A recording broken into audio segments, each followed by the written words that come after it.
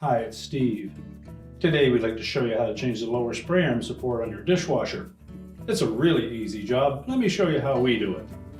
Now to do this repair, we'll begin by opening up the dishwasher and removing the lower rack. Just take that out completely and set it aside. And next we'll remove the lower spray arm.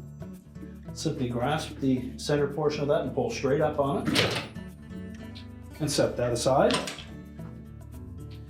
Next we'll remove the lower spray arm support and trap assembly as one unit.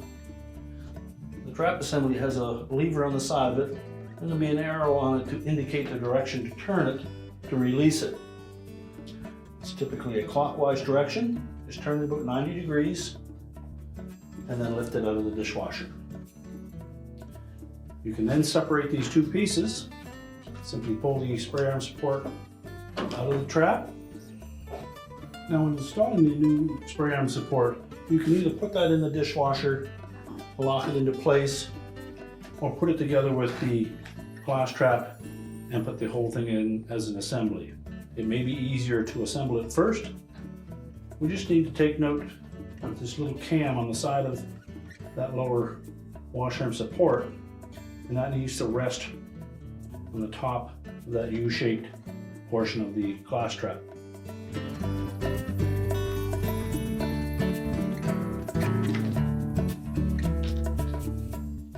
Just snap it together, again making sure that that sits on top and that it's flush on the outside edge.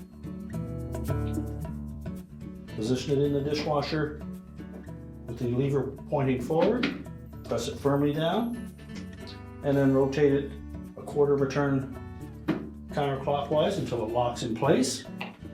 We can then put our lower spray arm back in. Verify that the two tabs are still intact, and then press it into that spray arm support until it locks in place. Ensure that it turns freely. Then put our lower dish rack in.